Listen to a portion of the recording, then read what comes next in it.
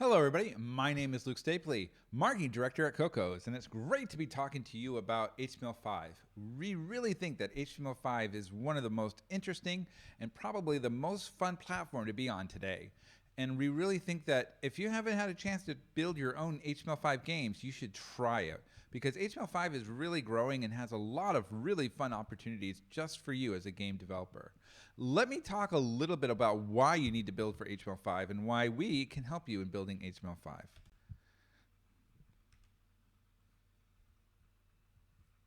So, why build with HTML5? So what will be discussed? We're going to be talking about what has the start of HTML5 been, how we're helping HTML5 developers, this big mini game phenomenon that's happening currently, and how it should, or what you should expect to see in 2021 with this great new opportunity. So who am I? You might be asking. Well, I'm Luke Stapley. I'm Marketing Director at Cocos. I've had 10 years of game experience with 5 years in the game industry in China. I've worked at companies like Microsoft and Nintendo, and I've been a podcaster and journalist in my previous previous career. And if you want to even contact me, you can always email me by my website or at our email, luke.stapley@cocos.com, or if you just want to tweet at me, my Twitter is @GameAddict. So, who is Cocos? You probably are wondering why I know so much about all this, or what the heck is this company talking about with HTML5? Well, we've been working in the game industry for over 10 years as a game engine, and we've had over 1.4 million developers registered with our engine, with over 100,000 released registered games coming out of the Cocos engine, specifically Cocos 2DX. Many of you older developers probably remember Cocos 2DX or have used it in the past, while I know a lot of you younger developers probably have even heard of Cocos 2DX. What is interesting about us is that 70% of the top 20 best-selling apps and games are using Cocos. So that's really important to know. We are a really exciting engine. I'm not going to talk too much about our company, but I do want to mention that a lot of really fun games have been built with us, like AFK Arena, Barbarian.io, Fire Emblem Heroes, Final Fantasy Record Keeper, and a whole lot more have been using Cocos for their game engine. And we have a lot of really great companies like NetEase, Square Enix, Bandai Namco, Lilith Games, Ubisoft, DNA, Tencent, and Nintendo are using Cocos. One of the cool things about our company is that we are an open source company, meaning that you can edit the engine as much as you want, and we don't care. Just make sure that you can get your games out there, and we're happy with it. We're both a 2D and currently now a 3D game engine. For Cocos Creator, which is our newest product, we use TypeScript and JavaScript. We love TypeScript mostly because TypeScript is such an easy language for a lot of developers to use. It has a lot of easily to understandable language for the beginners who are coming up. We also have a lot of fun things that TypeScript can do that'll help us to become more multi-platform.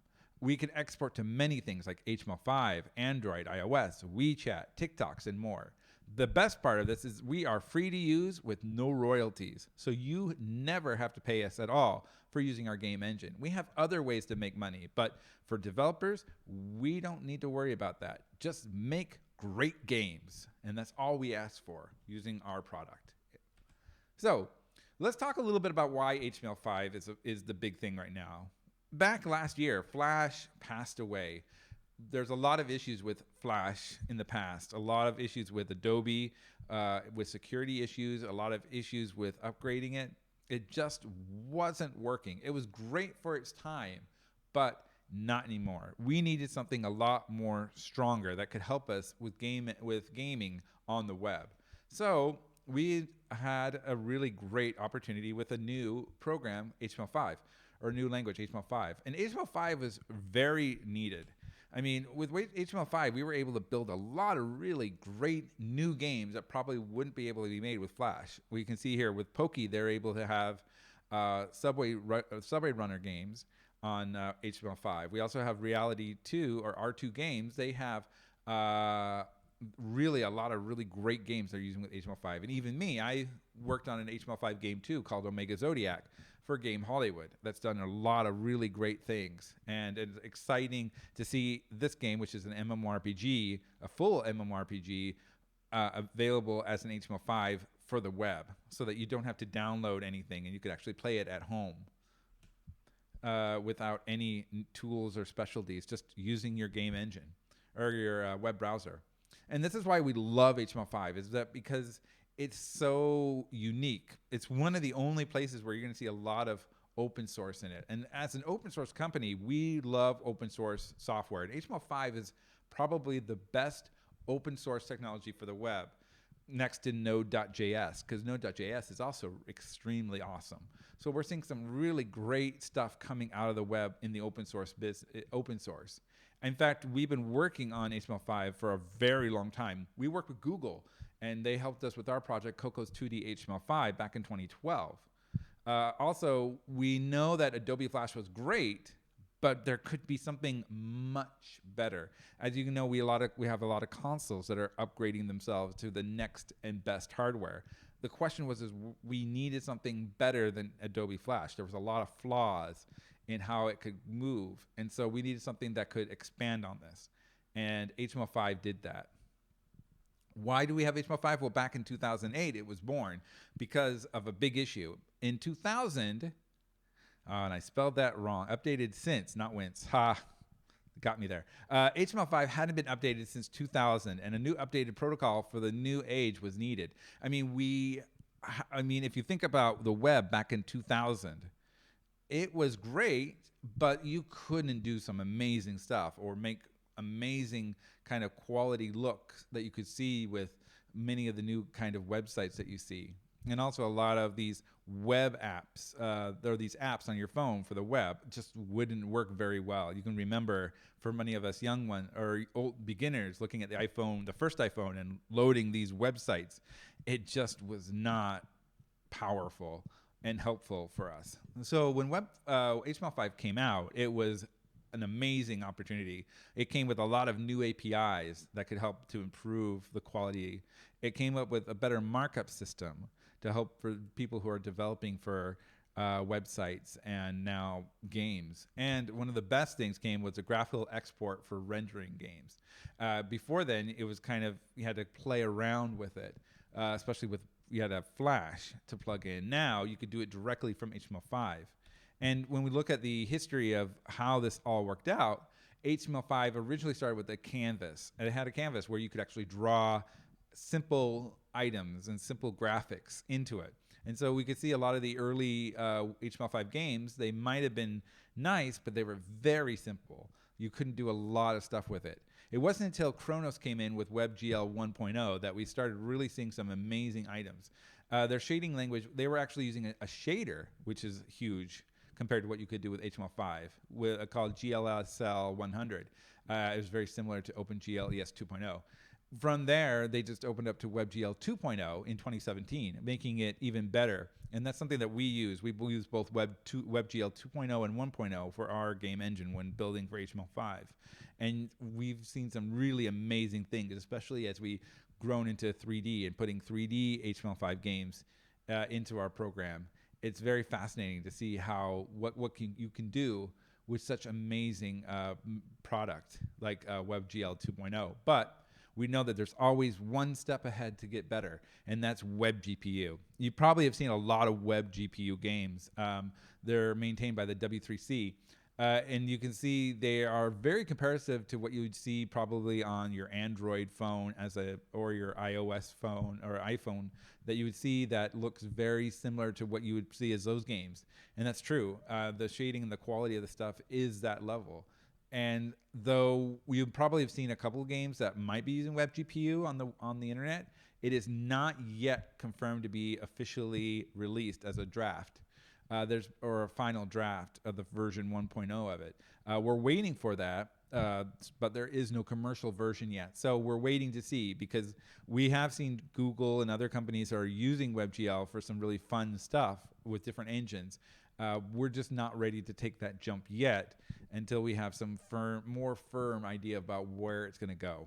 Because we really are excited about what WebGL is working on and what we can see with apps in the future, especially some web apps that you probably have been playing with your games. If you look at the ecosystem right now for WebG with HTML5 games, there's not a lot, but it's really interesting to see. For example, with runtimes, we have Google, Facebook, and WeChat are becoming very good runtimes where you could actually run these HTML5 games within the apps, especially Facebook and WeChat. We'll talk a little bit about that later. There's a lot of repositories and tools that you can be using. And there's a lot of engines. I mean, we know Cocos Creator is ours, and we love it. But there's a lot of other ones that are very popular that are kind of our competitors, such as 3.js or PlayCanvas or Babylon.js. There's a lot of opportunities. And, there are a couple of other engines that will export to HTML5, but you have to play a little bit more around the engine to get it to work. So we hope we'll see what that happens as HTML5 continues to grow, what these engines are going to do.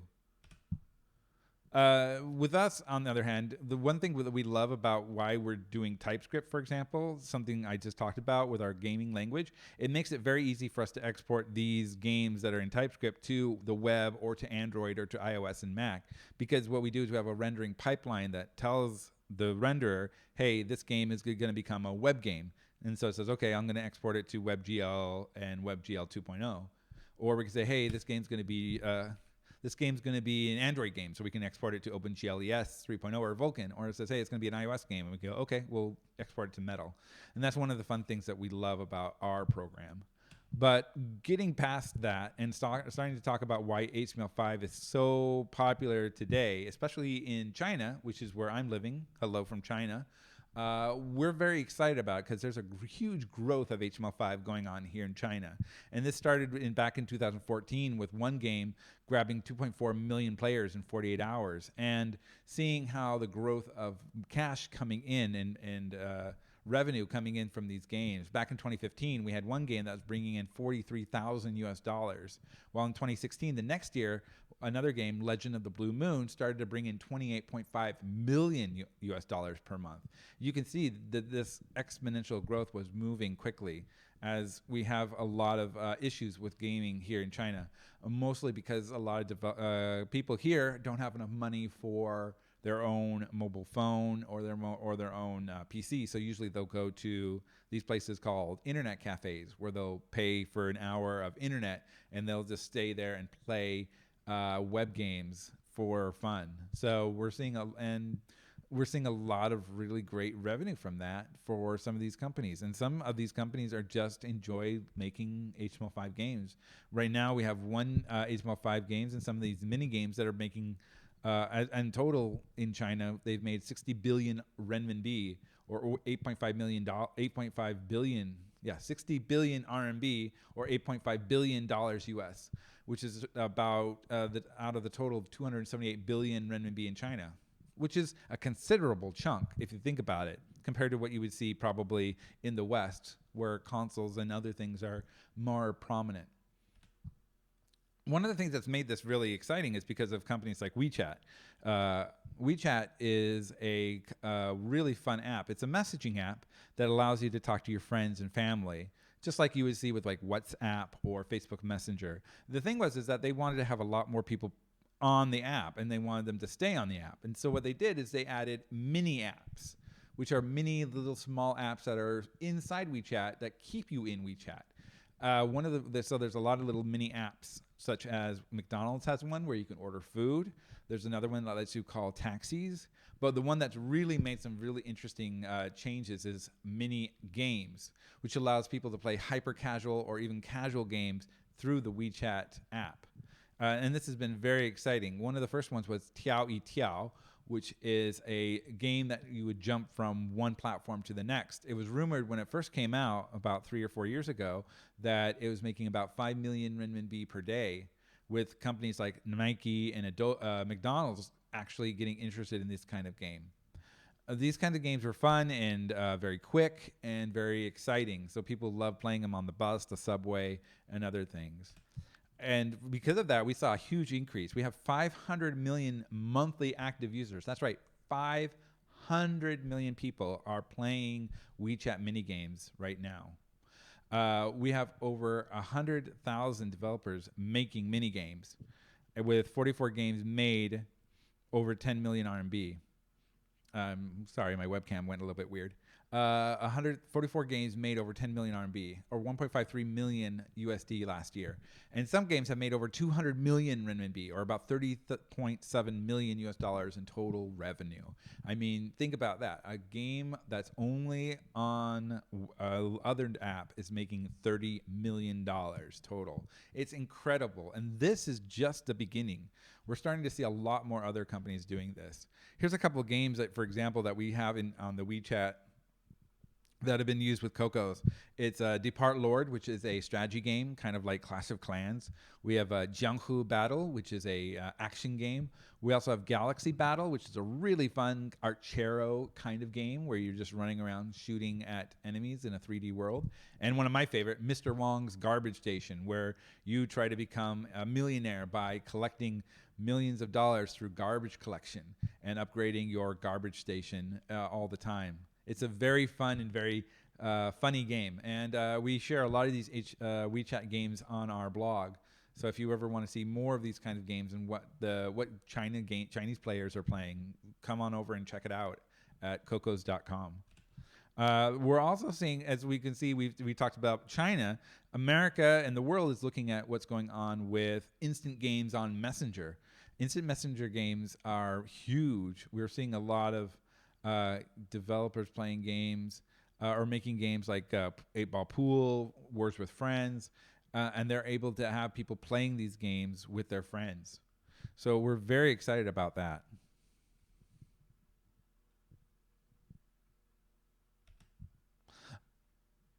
Another thing is TikTok. TikTok games are very cool.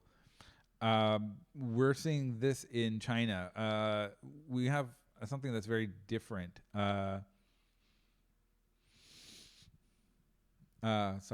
have something very different called TikTok games. In China, we probably have seen it called Douyin. What they're doing is they're allowing people who are on TikTok to play games on TikTok. We haven't seen this happening in international yet. And we're hoping that in the future, with international versions of TikTok, you'll be able to play games on TikTok, which is fun. I mean, who doesn't want to play games on TikTok? And this will be an exciting opportunity, especially for you as the game developers, to be able to put games on probably the biggest app in the world. If you're not looking to put your stuff on the app and you're actually looking to put things on the web, there's a lot of really great web platforms that are available, such as DMM Games, GameSnacks, Yahoo Japan, Poki, itch.io, Congregate, Facebook, VK, OK.ru, FabMobi. There's a lot of opportunities. If you want to check out any of these, go ahead and go to their websites. You'll see they have a lot of really fun HTML5 games that are available for you. Also, you can see here a lot of these kind of games are awesome. We've got like Strongest Demon Fighter by Tencent Games. We have Imperial Saga Eclipse, which is a Final Fantasy type game that's made by Square Enix that is working with our product.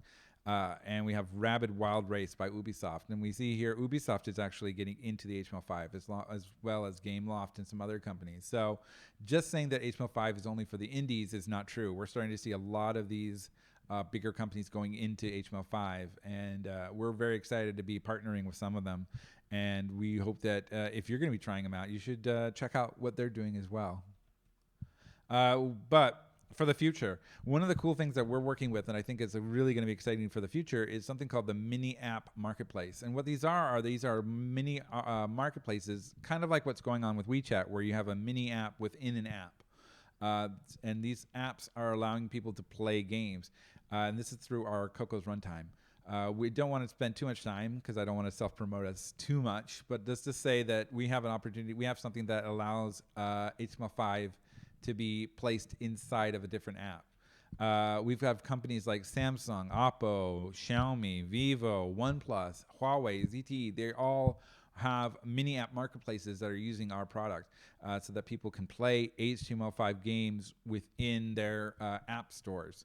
So we have Google Store and we have the Apple App Store. There's a lot of these other companies, especially Samsung and Oppo and Xiaomi. They have their own stores and they want to have mini games inside their stores. So we're working with them to help them with mini apps so that they can actually have mini games or hyper casual games, which is a huge boom for you because we know that hyper casual games are a huge growth thing right now, and it's great to have a hyper casual game, even if you have it just as a proof of concept to try out with these kind of companies and to see how well they do. This is a great opportunity, and that's why I think a lot of people are excited about hyper casual this last few years. And that's why we also have something called Cocos Play, which is something that we're working with other app developers who are not basically game app makers, such as keyboard makers or weather companies or Wi-Fi companies that don't actually make games but want to have games inside their app.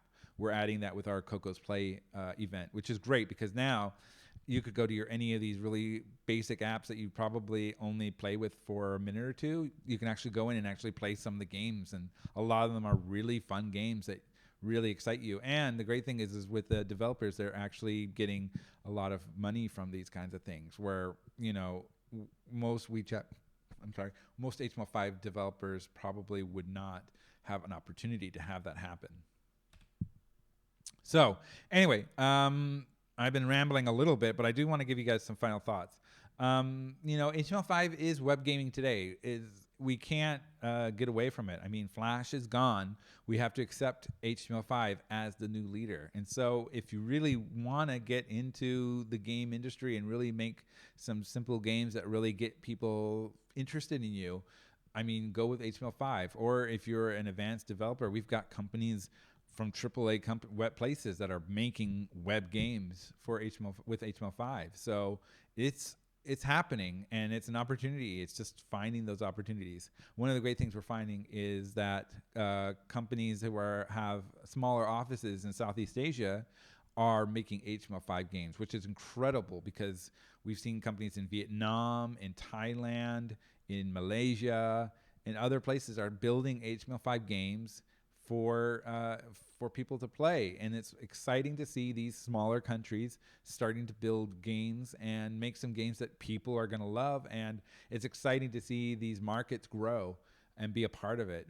We're really excited about WebGPU when it comes out soon. We really think that it's going to improve a lot of really interesting gaming things, a lot of better shaders, a lot of really interesting 3D complex development will be built, and having more access to the graphics on your phone or on your computer is going to really exemplify what's going to be happening with HTML5 in the future. This is a great opportunity for a lot of developers, especially hyper casual, which are getting a huge growth from this, casual game developers who are making HTML5 games, and even larger games that you could build. We don't have any AAA development right now because AAA is going to be a little bit difficult, but we are excited about all that. And finally, more platforms are taking advantage of adding HTML5 games. HTML5 games are just are going to be. You're going to see a lot of big players in the future, and we're really hoping that you'll be part of that opportunity. So if you have any questions or you want to talk to me or somebody at Cocos or talk more about HTML5, you can always email me, luke.stapley@cocos.com. If you have WeChat, you can always add me on WeChat at GameAddict, and I'm happy to talk to you about that. But I think that's all I can share for today about HTML5. I hope this gave you a really good idea about what's going on today with HTML5, what you're going to be seeing in the future with HTML5, and that we'll be seeing some very exciting futuristic things, and we would love you to be a part of it with us. So thank you so much for your time. I hope you're having fun, and we'll see you again next time.